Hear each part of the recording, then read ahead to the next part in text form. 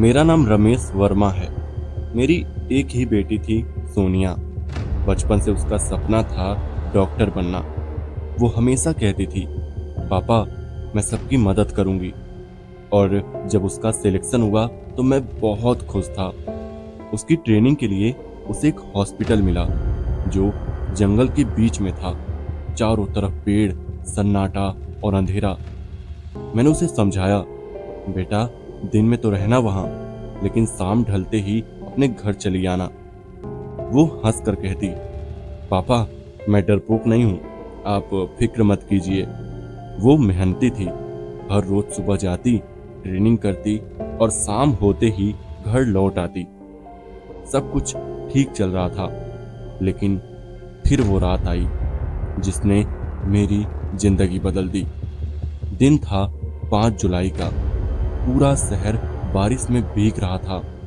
उस शाम मैंने सोनिया का इंतजार किया, लेकिन उसका फोन नहीं आया। करीब 8 बजे मैंने खुद ही फोन किया तो उसने कहा, पापा बहुत तेज बारिश हो रही है, यहाँ से निकलना मुश्किल है। मैं और किरण यहीं रुकेंगे और बारिश रुकेगी तो मैं घर चली आऊंगी। मैंने कहा, बेटा रात में वहां मत रहना, चाहे जो हो जाए। वो बोली, पापा मैं अकेली नहीं हूं, किरण भी है, चिंता मत कीजिए, हम दोनों सुरक्षित हैं। मैंने फोन रख दिया, लेकिन मन बहुत बेचैन था। कभी कभी ना दिल को पहले ही पता चल जाता है कि कुछ बुरा होने वाला है। रात के करीब 10:30 बज चुके थे। हॉस्पिटल लगभग खाली था। बारिश रुकने का नाम नहीं ले रही थी। सोनिया और किरण एक कमरे में बैठी थी। बाहर हवाएं गूंज रही थी। सोनिया अपनी फाइल देख रही थी। तभी किरण ने खिड़की की तरफ इशारा किया। सोनिया, मैंने वहां किसी को देखा, वो मुर्दा घर के पास। सोनिया बोली, किरण तू हर बात में डर जाती है, वहां कौन होगा? किरण कांपती आवाज में बोली, मैंने सच में किसी को चलते देखा। सोनिया ने टॉर्च उठाई और बोली, चल देखते हैं, अगर कोई है तो पता चल जाएगा। दोनों डरते हुए मुर्दा घर की ओर चल पड़ी। मुर्दा घर हॉस्पिटल के पीछे था। पुराना, टूटी दीवारें, फर्श पर पानी जमा, अंदर अंधेरा और ठंड। वहां पे कई लाशें पड़ी थी, सफेद चादर से ढकी हुई। सोनिया ने टॉर्च जलाकर इधर उधर देखा। सब नॉर्मल लग रहा था। सोनिया बोली, देखा कुछ नहीं है, चल वापस चलते हैं। लेकिन तभी एक डेथ बॉडी की चादर हिली। दोनों वहीं रुक गईं। टॉर्च की रोशनी उसी पर पड़ी। किरण चीखने लगी, वो हिली थी सोनिया, किसी ने हिलाया। सोनिया बोली, शायद हवा होगी यार।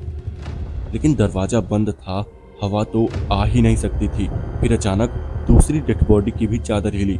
दोनों के मुंह से आवाज नहीं निकली। किरण ने भागने की कोशिश की, पर दरवाजा अपने आप धड़ाम से बंद हो गया। अब वो अंदर फंस चुकी थी। सोनिया ने पूरी ताकत से दरवाजा खींचा, मगर वो खुला ही नहीं। किरण रोने लगी, मुझे यहाँ से निकालो सोनिया। सोनिया बोली, शांत रहो, कुछ नहीं होगा। वो पीछे मुड़ी और देखा कि वो दोनों लाशें अब खड़ी थी। उनकी आंखें खुली थी, चेहरे पीले, होठ नीले और सांस जैसे कोई आवाज। धीरे धीरे वो दोनों नर्सों की तरफ बढ़ने लगी। किरण ने चीखते हुए सोनिया का हाथ पकड़ा और पीछे हटने लगी, पर तभी एक लाश ने किरण का गला पकड़ लिया। किरण हवा में लटक गई। उसकी चीख पूरे कमरे में गूंज उठी। सोनिया ने डर के मारे दरवाजे को धक्का मारा, लेकिन इस बार वो खुल गया। लेकिन पीछे से किसी ने उसका कंधा पकड़ा। उसने पलट कर देखा, वो किरण थी, लेकिन अब वो जिंदा नहीं थी। चेहरा सफेद, आंखें लाल और होंठ फटे हुए। सोनिया की चीख रात में खो गई। सुबह करीब 7 बजे मैं अस्पताल पहुंचा। पूरी रात फोन मिलाता रहा, कोई जवाब नहीं मिला। अंदर सन्नाटा था। रिसेप्शन पर एक नर्स थी, चेहरा डरा हुआ। मैंने पूछा, मेरी बेटी सोनिया कहाँ है? उसने बस सिर झुका लिया और कहा, सर मुर्दा घर में मत जाइए। मैं दौड़ पड़ा। मुर्दा घर का दरवाजा खुला था और अंदर वही 2 लाशें पड़ी थी, एक सोनिया की और एक किरण की। उनके गले पर गहरे निशान थे, दीवारों पर खरोंचें जैसे किसी ने बाहर निकलने की कोशिश की हो। और सबसे अजीब बात, एक चादर अब भी फटी हुई थी। मैं वहीं गिर पड़ा, चीखने की कोशिश की लेकिन आवाज नहीं निकली। बस आंसू थे और मेरी सोनिया अब नहीं थी। आज उस रात को 3 साल बीत चुके हैं। वो हॉस्पिटल अब बंद है। लोग कहते हैं कि वहां रात में किसी के रोने की आवाज आती है और कभी कभी सफेद कपड़ों में 2 औरतें दिखती हैं, एक डॉक्टर और एक नर्स। मैं कई बार वहां से गया हूं। हर बार लगता है जैसे कोई मुझे देख रहा हो। कभी हवा में धीमी सी आवाज सुनाई देती है, पापा। बारिश जब भी गिरती है मैं उस रात को याद करता हूँ।